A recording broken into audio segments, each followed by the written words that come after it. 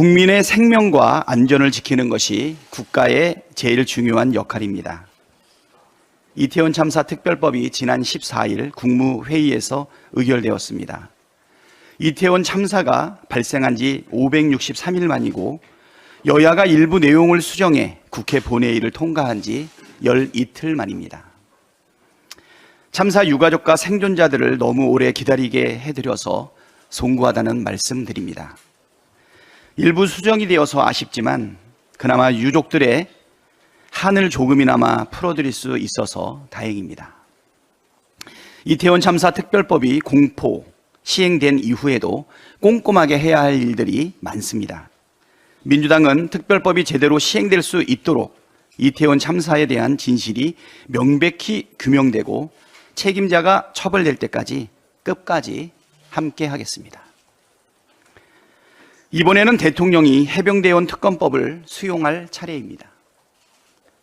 최혜병 수사 외압에 대한 대통령실 개입 정황들은 이미 차고 넘치게 나왔습니다.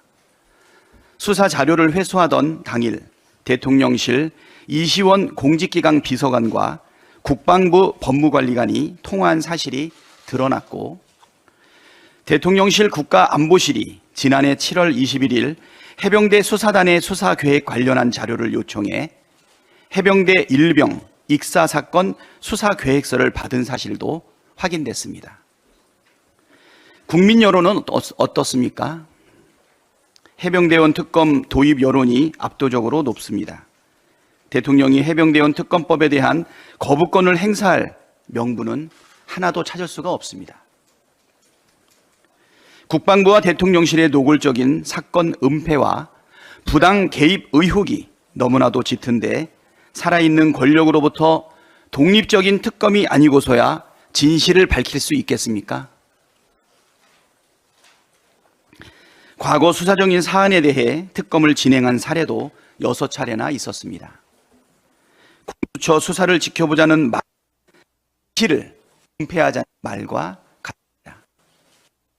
국방의 의무를 다하던 청년이 숨졌는데 죽음의 진상을 밝히고 외압의 실체를 밝히자는 것이 그렇게 과한 요구입니까? 국민께서 갖고 있는 의혹을 속 시원하게 해소하기 위해 공정과 상식을 바로 세우기 위해 해병대의 명예와 자존심을 세우기 위해 국민의 생명과 안전을 책임지는 대통령으로 결단하십시오. 특검법을 전격 수용하고 공포하십시오. 우리 국민이 바라는 것은 공정과 상식을 실천하는 대통령이지 배우자의 주가 조작 의혹, 명품백 상납, 고속도로 특혜 의혹을 감추기 위해 검찰 수사라인을 갈아치우고 특검을 거부하는 불공정한 대통령이 아닙니다. 대체 언제까지 국민의 뜻을 거부하면서 무작정 버틸 작정이십니까? 다시 한번 촉구합니다. 마지막 기회를 버리지 마시고 즉각 해병대원 특검법을 공포하십시오. 내일 오동훈 공수처장 후보자 인사청문회가 개최됩니다. 김진욱 초대청장 회의만 지 100일 가까운 시간입니다. 공수처가 수사의 속도를 내려면 수장 공백 상태 해소가 시급합니다. 그런데 본격적인 검증이 이루어지기도 전에 벌써부터 로펌 운전기사로 배우자 채용, 연수원 동기 로펌에 자녀 채용 의혹 등 아파 찬스 논란, 자녀에게 땅을 증여하는 과정에서 이 세테크 논란까지 의혹들이 수두룩합니다.